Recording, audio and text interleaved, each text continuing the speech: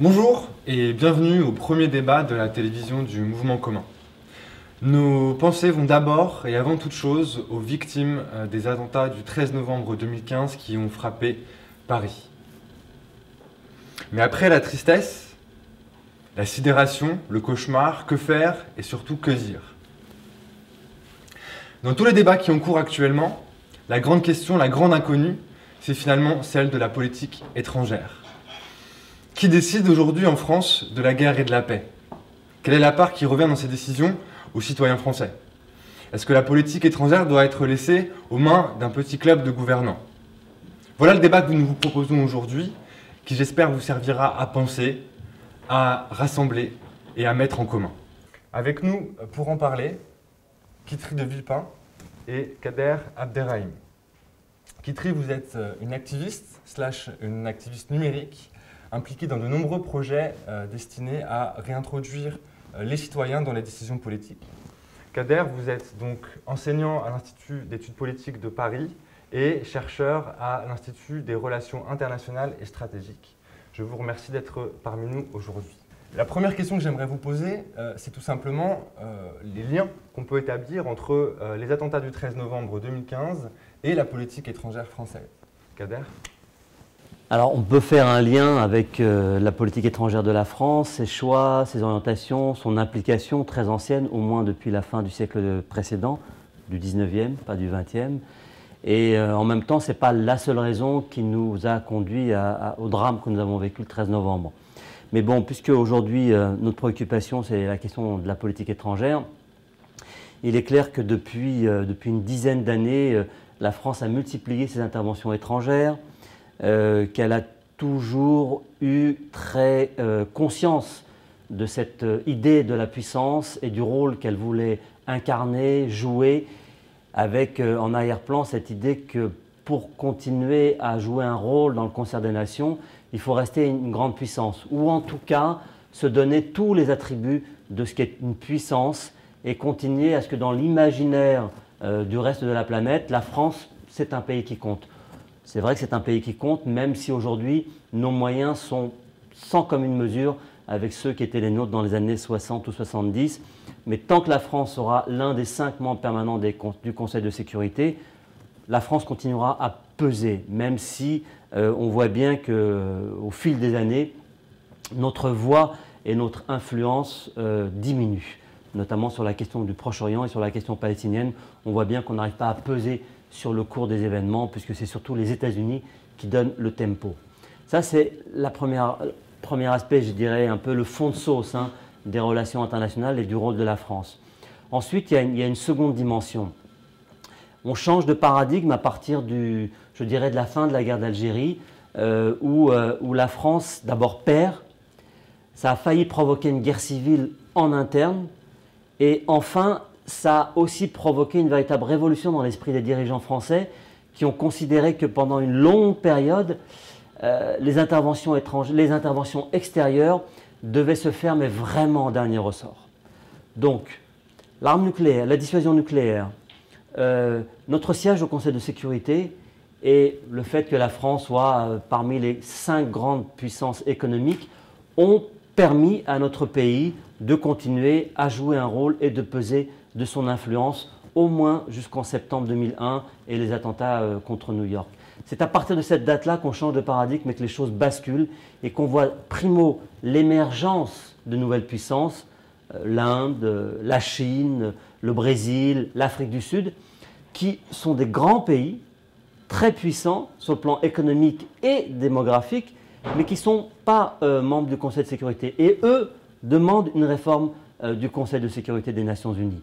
Et la France, évidemment, se sent un peu bousculée.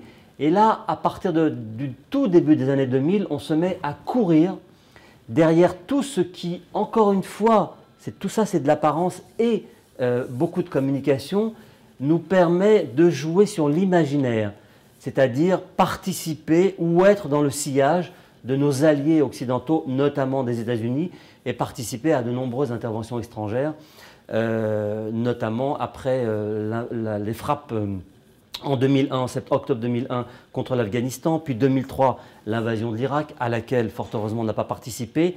Mais aujourd'hui, la France est embarquée, imbriquée, dans un conflit au Mali, au Tchad, en Centrafrique, et puis les bombardements sur les positions de l'État islamique, notamment dans le nord de la Syrie, et de manière beaucoup plus modeste également dans le nord de l'Irak. Donc tout cela participe d'une politique étrangère qui est surtout devenue une politique étrangère qui s'est militarisée depuis une quinzaine d'années, ce qui n'était pas le cas. Donc il y a moins de diplomatie et plus d'intervention militaire. Et ça change à la fois la perception que le monde a de la France, mais ça change aussi pour nous notre manière de faire de la politique, parce qu'on se rend compte que, un, on n'a plus de projet, et que deux, on n'a plus rien à dire, puisqu'il n'y a pas eu de réflexion. Pendant cette longue période de latence, pendant ces 15 ans, on n'a pas de réflexion. Et notamment à l'égard du monde arabe, on se rend compte que tout ce qui a été construit, en gros, depuis la fin de la Seconde Guerre mondiale, aujourd'hui, est en ruine. Et qu'il faut reconstruire quelque chose. Ça suppose du débat, ça suppose de la réflexion, et ça suppose surtout des remises en cause. Et peut-être que cette tragédie sera l'occasion d'avoir ces débats, et j'espère qu'elles déboucheront sur certaines remises en cause, parce que c'est indispensable de sortir de nos contradictions diplomatiques. Kitri, comment, selon vous, les attentats questionnent d'une certaine manière la politique étrangère de la France depuis quelques années? En fait, il est temps de reprendre conscience de l'interdépendance qu'on a en tant que pays, mais aussi dans nos quartiers, dans le monde entier. On redécouvre en fait qu'on est citoyen, avant tout, citoyen du monde. Tout est connecté avec tout, et aujourd'hui on parle de politique étrangère, on pourrait aussi parler de politique commerciale, on pourrait aussi parler d'énergie fossile, on peut parler du pétrole, on peut parler d'uranium, on peut parler de gaz. On voit aussi que derrière la politique et les paroles et les valeurs et les promesses, la démocratie, apporter de la démocratie dans des pays ailleurs que chez nous. Est-ce qu'on est ici nous-mêmes en démocratie, et du coup à quel titre on va dans d'autres pays pour porter ces valeurs? Et en fait, est-ce que c'est vraiment ça le challenge? Est-ce que c'est vraiment ça le combat qui est porté, ou est-ce que c'est plutôt simplement comment est-ce qu'on continue à s'approvisionner en pétrole et en ressources dont on a besoin?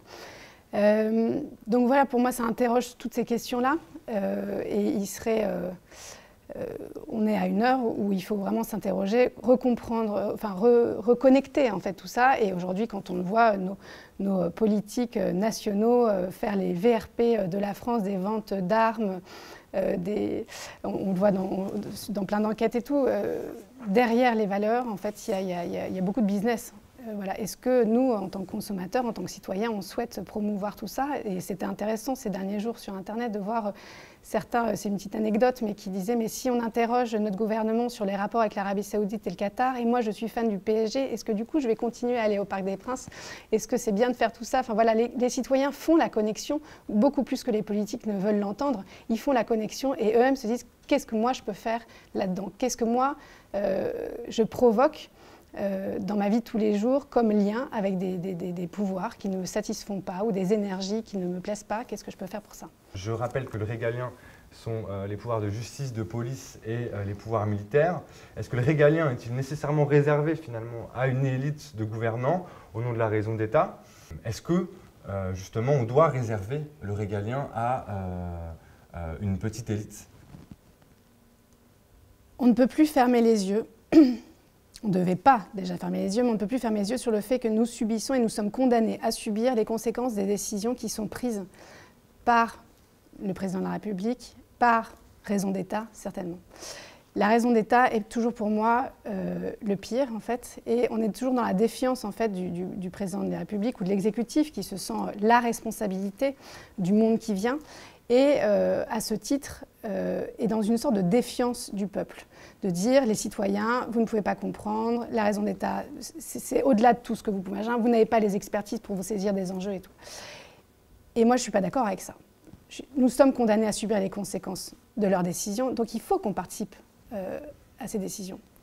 Vu ce que je vois des politiques actuelles, politiques nationaux, je ne juge pas du tout les élus, chacun est bardé de bonnes intentions, fait du bon travail sur le terrain et tout, mais ce que je vois du Congrès de l'autre jour, tous ces députés debout, tous comme un seul homme, validant l'état d'urgence et tout, je m'inquiète en fait, je m'inquiète qu'il y ait peu de débat, pas de débat, que tout soit précipité et que surtout les citoyens les parlementaires parlent toujours les Français veulent de la sécurité des Français. Qu'est-ce que vous en savez? Vous leur parlez, les Français, vous discutez un peu avec eux, vous intégrez-les dans vos discussions. Ils ont des choses à vous dire aujourd'hui. Ils veulent participer, et en tout cas, ils ont compris qu'ils étaient liés par vos décisions. Ça, c'est la nature de la Constitution française et de son système politique. Au moins depuis 1958, on fonctionne sur ce mode avec ce précaré de la politique étrangère qui est vraiment du domaine réservé du président de la République et de son entourage. Donc, de deux choses l'une, ou on est citoyen ou on ne l'est pas. On est citoyen tout le temps. Je veux dire, il n'y a pas de sujet qui doivent être tabou et dont on devrait ou ne pourrait pas s'emparer. Donc, la politique étrangère, c'est un sujet parmi d'autres. Et je pense qu'il faut exercer nos droits de citoyenneté en permanence, interpeller nos élus, écrire, militer, se mobiliser sur tous les sujets qui semblent importants. Chacun le fait là où il est, là où il pense qu'il peut être utile et là où la voix porte. Donc je crois que la citoyenneté, ce n'est pas quelque chose qui se découpe. On est une seule personne, tout le temps, la même, avec des préoccupations, des interrogations, des contradictions. Et la question de la politique étrangère, elle ne vient pas en plus ou en moins. Ça fait partie de ce qu'est la citoyenneté d'un Français qui est quelqu'un qui a été formé pour être à peu près éclairé et faire des choix sensés. Donc aujourd'hui, on peut contester les choix de nos dirigeants. C'est vrai qu'il n'y a pas eu de référendum, il y a eu un débat au Congrès, au Parlement. Nos élus, c'est la projection des citoyens. Donc on peut les interpeller et leur dire « non, je ne suis pas d'accord, tu as dit ça, tu as pris telle position, attention ». Et c'est là qu'on exerce notre citoyenneté. Mais on ne peut pas être, je ne crois pas en tout cas que dans les sociétés modernes, on puisse être en permanence dans la démocratie directe parce que d'abord je trouve ça quelque part dangereux, surtout aujourd'hui, parce qu'il y a des réseaux sociaux qui sont venus se substituer d'une certaine manière à la citoyenneté. Mais on peut aussi exercer sa citoyenneté sur les réseaux sociaux. Mais cette substitution, elle doit se faire dans un cadre qui permet, à ceux que nous avons élus de nous représenter dignement, c'est-à-dire sur un mandat précis. On a fait campagne, on sait ce qu'ils veulent dire, ce qu'ils pensent, ce qu'ils veulent faire, ça c'est important. Et deuxièmement, lorsqu'on est mécontent, on les interpelle, on les voit de temps en temps dans les rues, sur les marchés, etc., etc. Et si on mobilise derrière soi d'autres citoyens qui disent la même chose, ça change. Le rapport de force évolue. Est-ce que du coup, on pourrait finalement amener des solutions, amener des propositions aujourd'hui à cet état de fait et à cette double impasse finalement? Impasse diplomatique quelque part, avec un déclin relatif de la politique étrangère, et cette impasse démocratique avec la non-inclusion des citoyens français dans la détermination de la politique étrangère française. On sait que le carcan de la Ve République, vous l'avez cité tout à l'heure, peut être compliqué. Est-ce qu'on pourrait imaginer un autre rôle pour le Parlement? Est-ce que vous auriez des exemples à l'étranger ou des actions, des modes d'action qui nous permettraient d'apporter déjà des pistes de solutions? En fait, déjà pour décider ensemble, puisqu'on est ensemble sur un même territoire, la politique, c'est ça, la démocratie, c'est décider ensemble des règles du jeu qui nous font construire la société d'aujourd'hui et de demain. On ne peut pas le faire si on n'a pas de temps. Moi, j'ai été frappée de cet état d'urgence, de ces frappes qui se sont déclenchées comme ça 3 jours après les événements, enfin voilà, ou la semaine d'après, c'était en fait, moi je me pose la question de savoir si tout ça a été préparé. Comment voulez-vous avoir un débat serein? Je pense que quand on est touché par un drame aussi intense, on ne peut pas être dans l'émotion. On ne peut pas, voilà, pourquoi le texte est passé quasiment à 100%, c'est pas vrai, parce qu'il y a quelques députés qui se sont levés et qui ont fait leur job aussi d'apporter une autre voix, mais c'était trop court, c'est enfermer le Parlement, enfermer les citoyens dans une situation tendue, d'urgence, d'émotion totale. On ne peut pas réfléchir quand on est aussi pressé par le temps. Et moi, j'avais beaucoup admiré la position du Premier ministre norvégien à l'époque, qui avait dit, à la terreur, suite à un massacre de 60 ou 90 jeunes militants engagés, qui avait dit « À la terreur, je réponds par plus de démocratie, plus de tolérance et plus d'ouverture ». Et c'était très beau. Et moi, j'attendais ça aujourd'hui. J'attendais des politiques, ceux qui nous gouvernent, les nationaux, qui que dans un drame aussi terrible, ils prennent de la hauteur, ils ouvrent les bras, on pose les questions, on donne aux citoyens la capacité de se saisir des enjeux, on construit avec eux, on explique pourquoi on en est là, on dit aussi un peu pardon parce que peut-être qu'on a conduit à tout ça, on prend ses responsabilités, on assume et on ouvre. On se retourne non pas vers Poutine, non pas vers Obama, non pas vers je ne sais pas quel chef du monde, dans une guéguerre on fait les gros bras alors qu'en fait on crève de peur tous, mais on se retourne vers les citoyens. Les citoyens sont la première richesse d'un pays. Il faut entamer le dialogue avec eux. Il faut se retourner. Je vois aujourd'hui, vous parliez des réseaux sociaux, beaucoup d'intelligence sur les réseaux sociaux. Bien sûr qu'il y a des choses qui sont innommables, des gens qui en profitent pour se lâcher et tout, mais je vois aussi beaucoup de questionnements, beaucoup d'intelligence, beaucoup de positionnement, beaucoup de paroles qui se libèrent en disant voilà, je crois qu'aujourd'hui je dois prendre mes responsabilités, donc je vais m'exprimer, je vais dire ce que je pense et tout. Et ce que je ne vois pas aujourd'hui chez certains de nos élus nationaux qui sont dans une réaction de peur aussi.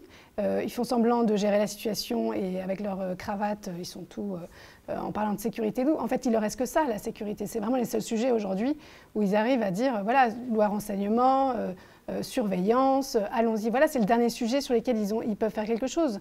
Les autres leviers, quand on parle du chômage, quand on parle de la santé, quand on parle de plein d'autres sujets sociaux et tout ça, il n'y a que des échecs. Donc c'est un peu facile, voilà. Et je crois qu'on aurait intérêt à vraiment se tourner vers les citoyens, se tourner, aller chercher l'intelligence chez eux, faire le lien. La représentation, vous voyez, Kader, moi, ça ne me va plus, quoi. Ça ne me va plus. Mettre hors jeu, il y a une décorrélation trop forte aujourd'hui et on se prive d'intelligence, on se prive de nouvelles ressources. Mais je n'ai pas de divergence avec ça, c'est juste la préoccupation qu'on doit avoir dans une démarche comme la vôtre, enfin il me semble en tout cas, je ne donne pas de leçons, c'est comment on est efficace. Comment on pèse sur le cours des événements? Comment on mobilise des jeunes, des moins jeunes, des citoyens qui pensent que notre politique étrangère ne va pas dans le bon sens, qu'il faut que certaines alliances soient revues, soient renégociées, soient rediscutées? Comment on pèse sur tout ça? Parce qu'au bout du compte, on peut tourner dans tous les sens, hein. La politique, c'est d'abord des rapports de force. Si moi, plus un, plus un, on pèse sur nos dirigeants politiques pour infléchir leur position, et il est obligé d'en tenir compte, parce qu'il y a toujours un moment où il se présentera devant les citoyens pour sa réélection. Et c'est là que ça compte. Et ils n'entendent que cela. Il ne faut pas se faire d'illusions. Donc, les mobilisations citoyennes, évidemment, elles sont fondamentales, mais on vit quand même un paradoxe, je crois, culturel, en tout cas en Occident, qui est probablement dû à la mondialisation, c'est qu'on n'a jamais eu autant d'accès grâce à Internet au monde, même s'il est virtuel, mais en même temps, il n'y a jamais eu aussi peu de diversité dans les débats et dans les idées. On voit bien aujourd'hui, notamment prenons l'exemple qu'on connaît un peu, qui est celui de la France, ce regroupement massif dans la presse. Les choses vont quand même tout dans un même sens. On voit qu'il y a des groupes qui rachètent, des groupes industriels et financiers, qui rachètent des radios, des télés, des journaux, des hebdomadaires, etc., etc. Et tout cela procède en gros d'une démarche qui est unique. Et il y a un nivellement. Et ce paradoxe-là, il est très difficile à combattre. Parce que la puissance de l'argent, elle fait qu'aujourd'hui, le citoyen, il est de plus en plus repoussé aux marges. Et lorsqu'il se mobilise, la puissance de la presse, par exemple, qui perçoit ses citoyens et ses mobilisations comme une menace pour ses intérêts, bon, ça fait un peu vieux marxiste, mais c'est une réalité, ça compte encore, elle fait en sorte que ces mobilisations soient perçues par une majorité de la population comme étant une menace pour l'ordre établi ou pour la stabilité de la société. Donc, comment on arrive à provoquer des mobilisations qui soient utiles, efficaces et qui pèsent sur le cours des événements? C'est quand même là-dessus, je pense qu'il faut réfléchir de manière importante. Moi, ce que j'observe sur mes sujets de mes travaux, sur mes recherches, ce qui se passe dans le monde arabe, je prendrai 3 grands exemples. L'Iran, le Liban et peut-être un petit peu la Syrie. Pas, même si c'est un drame absolu, c'est très court ce qu'on vit. On est quand même dans un basculement de l'histoire avec une accélération. Mais on a oublié ce qui s'est passé en 2011 en Syrie. Il y avait des centaines de milliers de personnes dans la rue qui voulaient que Bachar al-Assad s'en aille. Et ça s'est passé là, pas dans les réseaux sociaux, parce qu'ils étaient entièrement contrôlés. Donc qu'est-ce qui s'est passé? C'est un mystère, c'est une alchimie que personne ne contrôle. Il y a un moment, les populations sentent que ça suffit. Et cette mobilisation, elle ne se fait pas spontanément comme ça, comme une génération. Non, c'est une accumulation, c'est une sédimentation de faits, d'événements qui se produisent ou chez eux, simplement en bas de la rue, ou plus lointain. Le déclencheur, par exemple, là, ça a été l'Irak. Et ça a provoqué une mobilisation, ce sont des centaines de milliers. La répression est venue derrière, évidemment. Mais la question, aujourd'hui, elle n'est pas de savoir si on fait la guerre ou pas la guerre. Les jours de Bachar al-Assad sont comptés. À l'échelle de l'histoire, c'est rien du tout. Hein. Ils sont comptés, il partira, je ne sais pas dans quelles circonstances, dans quelles conditions. Et les Syriens se réapproprieront et leur pays, et leurs institutions, et la citoyenneté. On verra ce qu'ils en feront. Mais donc, moi, globalement, je reste optimiste. Sur le Liban, c'est peut-être un exemple un peu presque caricatural dans le monde arabe, parce que c'est une société très ouverte, c'est une société cosmopolite, c'est une société très confessionnalisée depuis son indépendance en 1947, et donc toutes les institutions sont bâties sur des rapports de force confessionnels, numériques. Mais on n'a pas tenu compte des évolutions démographiques. Les chiites aujourd'hui sont démographiquement majoritaires, mais ce sont toujours les chrétiens maronites qui détiennent le pouvoir. Donc les évolutions, elles ne se font pas dans les institutions ou dans les élites politiques, mais elles se font dans la population, parmi les citoyens. Donc là aussi, au Liban, il y a des mobilisations citoyennes, y compris des minorités confessionnelles, qui font des alliances ou qui se disent « on est d'abord des Libanais ». Donc il y a une conscience nationale qui naît à partir de la conscience politique qu'on est d'abord des Libanais. Troisième exemple, qui m'échappe, je ne sais plus ce que j'avais dit, la Syrie, le Liban et l'Iran. L'Iran, lors de l'élection du président Rouhani, c'était passionnant parce qu'on voyait bien qu'il y a eu des contestations très importantes, y compris d'ailleurs lors de la précédente réélection de Ahmadinejad.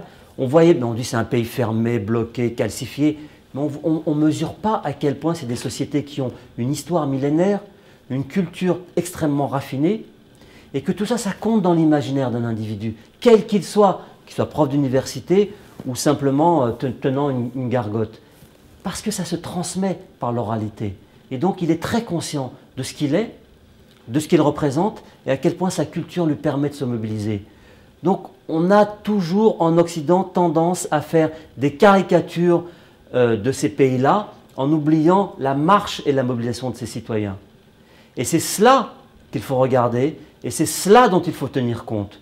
Parce que si la diplomatie étrangère, si la diplomatie de la France, si notre politique étrangère, elle doit évoluer, c'est en tenant compte de cela. C'est d'abord de voir ce qui se passe dans les sociétés, parce qu'aujourd'hui, c'est ça qui compte. Les rapports de force internationaux avec les multinationales, de toute manière, ils nous passent bien au-delà. Mais si la France veut pouvoir continuer à porter un message, à dire des choses et à compter, elle doit aussi parler avec les sociétés. Et ces mobilisations citoyennes-là, de mon point de vue, pour les 50 ans qui viennent, elles sont essentielles et fondamentales pour reconstruire, notamment avec cette région du monde, une autre politique étrangère. Et finalement, est-ce qu'on pourrait questionner aujourd'hui le rôle du Parlement et réintroduire justement le rôle au-delà des sociétés, le rôle des représentants de la nation dans la politique étrangère et dans l'établissement de solutions concrètes? Oui. On ne va pas se mentir, en tout cas moi j'ai pas envie de me mentir, le Parlement aujourd'hui, je ne sais plus bien ce que ça veut dire, je ne sais plus bien si le pouvoir législatif existe encore, je vois des lois qui passent et voilà, même les parlementaires que j'ai rencontrés et tout, disent c'est très dur, on n'y arrive pas, on est là, on fait ce qu'on peut, on se bat, on se lève, on essaie de se fédérer et tout, ça ne marche pas. Et pourtant, ce pouvoir législatif est fondamental. On a besoin de ça. On a besoin de personnes qui contrôlent le gouvernement. On a besoin de personnes qui se lèvent, qui soient indépendants et tout, sauf que c'est tout sauf ça. C'est notre système à nous. La présidentielle, puis un mois après les législatives, pour ou contre la majorité présidentielle. On a des députés godillots, on a une majorité totalement débile, une opposition débile et stérile. Enfin bref, ça n'a aucun sens et je crois que c'est un vrai danger. Alors oui, on peut peut appeler à la 6e République, on peut appeler à une réécriture de tout ça. Voilà. Pour moi, ça me paraît très lointain. J'espère que ça arrivera un jour. Je sais qu'il y a plein de gens qui travaillent là-dessus, de définir des nouvelles règles du jeu. Aujourd'hui, je crois qu'on a besoin d'expérimenter, on a besoin d'affronter nos peurs.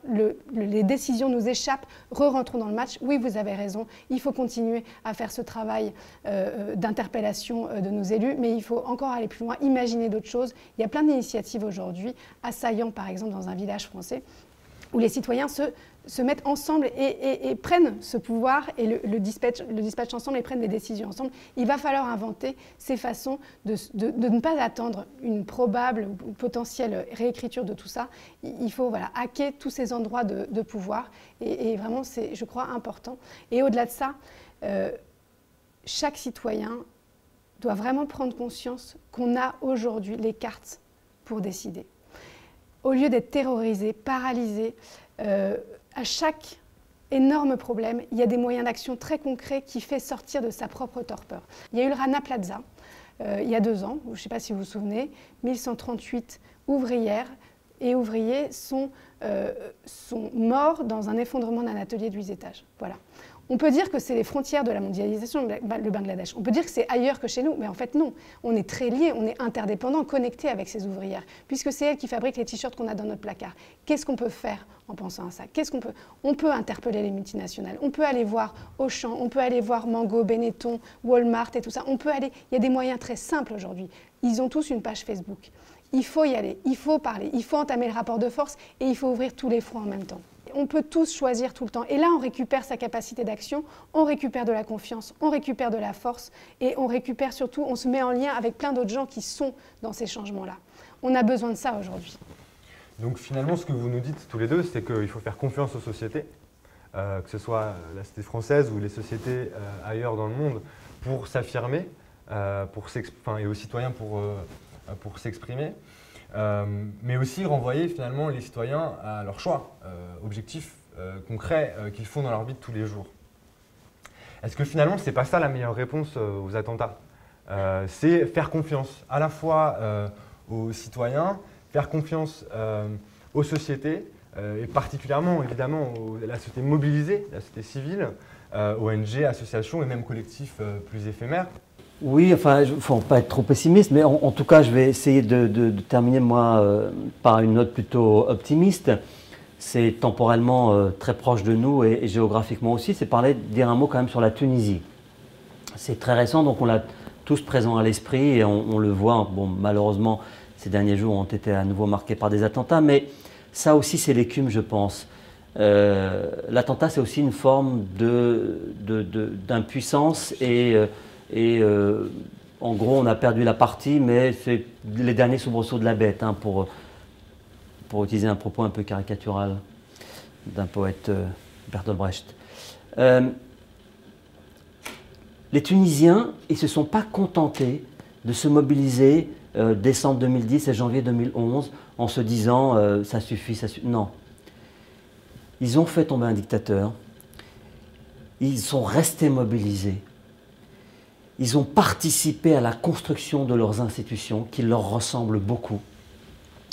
Et lorsqu'il y a eu des moments de flottement, des moments difficiles, des attentats, des assassinats politiques, ils sont restés extrêmement mobilisés. Et ils ont pesé sur leurs dirigeants, ils ont pesé sur les élus de l'Assemblée nationale constituante. Et ils ont dit, on ne veut pas ça, là vous avez dévié, on veut ça. Donc, le parti islamiste Ennahda s'est retiré. Il n'a pas cherché la confrontation avec la société, parce qu'il est issu des urnes, et qu'il y avait une partie de son électorat qui était dans la rue en lui disant « deux députés assassinés, ça suffit, on ne veut pas devenir l'Algérie ». Et donc, Ennahda se retire, on fait un gouvernement de technocrates qui relance, qui prépare des élections, et qui tente de redonner de la stabilité à la fois politique, économique et sociale au pays. Et puis, les choses retrouvent de la fluidité. On verra ce sur quoi ça va déboucher, mais globalement, le processus démocratique est maintenant enraciné. Les citoyens sont toujours présents, vigilants, mobilisés, et les institutions sont maintenant légitimes. C'est la première fois dans l'histoire du monde arabe, depuis au moins 3 siècles et demi, qu'il y a des institutions légitimes. Ça veut dire issues des urnes. Elles sont populaires. Et chaque Tunisien peut s'y retrouver. Ça veut dire quoi des institutions? Ce n'est pas abstrait. Ça veut dire le député, ça veut dire le maire, ça veut dire que dans mon gouvernorat, je peux aller voir le bonhomme et lui dire « j'ai voté pour toi, mais la prochaine fois, tu n'auras pas ma voix. Parce qu'il y a ça, ça, ça et ça. » C'est ça des institutions légitimes. Et nous avons ce privilège, cette chance en Europe, en Occident. Donc peut-être qu'aujourd'hui, il faut réfléchir à reconstruire des institutions qui ont une nouvelle légitimité à la lumière des enjeux et de l'accélération de l'histoire que nous sommes en train de vivre. Comment vous réinjecteriez de l'optimisme et de la confiance là-dedans, Kitri? Là où il faut, je crois, être particulièrement humble, c'est de se dire qu'en fait, même dans l'échec, même si plein d'initiatives démarrent et puis qu'elles vont dans l'échec ou qu'elles tentent des choses et elles nourrissent celles des autres. Par exemple, Démocratie OS ou le parti de la RED en Argentine, ils ont monté un outil, ils ont essayé quelque chose, ils ont fait une élection, ils ont fait peut-être 1,3% à une élection à Buenos Aires. Peu importe en fait. Il se trouve parce qu'ils existent à Buenos Aires. Aujourd'hui, comme on est connecté, on le voit qu'il existe, on tire les enseignements, ça nourrit notre réflexion. Il y a plein d'initiatives qui sont partout, des gens qui écrivent des constitutions, des gens qui rentrent dans les parlements, etc., etc.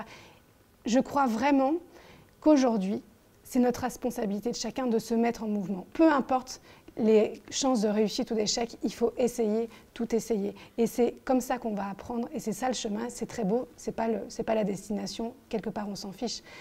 Vers quoi on tend? On tend vers la démocratie. C'est un idéal, c'est une utopie peut-être qui traverse les siècles, on est les héritiers de ça. On peut considérer aujourd'hui, se dire, cette démocratie représentative-là ne me satisfait pas. Alors ok, qu'est-ce que je fais d'autre? Qu'est-ce que je propose? Comment je crée d'autres façons de faire? Donc on le voit finalement, les sociétés civiles en France, évidemment, mais partout ailleurs dans le monde, et au premier chef au Proche-Orient, au Maghreb, au Moyen-Orient, bougent, se mobilisent, elles interviennent. Et finalement, tout le monde souhaite aujourd'hui se réapproprier le politique et particulièrement les décisions de politique étrangère. Et finalement, pourquoi aujourd'hui on distinguerait la politique économique mondialisée d'une politique étrangère? Les parlementaires interviennent sur la politique économique, pourquoi pas sur la politique étrangère? Et donc, par extension, pourquoi les citoyens n'ont pas leur mot à dire? Est-ce qu'on peut encore conserver cette opposition entre gouvernants et gouvernés, entre ceux qui ont peur et ceux qui se contentent du maintien de l'ordre? Est-ce qu'on ne pourrait pas imaginer, pour les gouvernants eux-mêmes, d'avoir un soutien de la part de leurs citoyens dans une décision et dans des décisions de politique étrangère concertées? Est-ce qu'il n'y a pas une révolution à mener en matière notamment de politique étrangère? C'est ces changements que nous voulons mener avec vous, avec tous ceux qui bougent et qui interviennent, qui souhaitent se mobiliser et qui n'acceptent pas le monde tel qu'il est. Chaque initiative est bonne, chaque mobilisation citoyenne, associative, politique, locale ou globale tournée vers le bien commun et porte en elle le germe d'un monde meilleur et peut-être nouveau. Voilà la mission du mouvement commun, voilà notre ambition. Merci, Kitri de Villepin, de nous avoir amené votre expérience et votre sensibilité. Merci, Kader, d'avoir partagé vos analyses avec nous. On peut retrouver vos interviews sur de nombreux médias et vos analyses dans les ouvrages également que vous avez publiés. On peut vous retrouver sur Kitri sur le web et les réseaux sociaux, évidemment. Et je vous remercie d'avoir regardé ce débat. On vous attend au sein du mouvement commun et on espère que vous serez bientôt là pour peser, pour échanger et pour agir ensemble. Merci beaucoup et à très bientôt.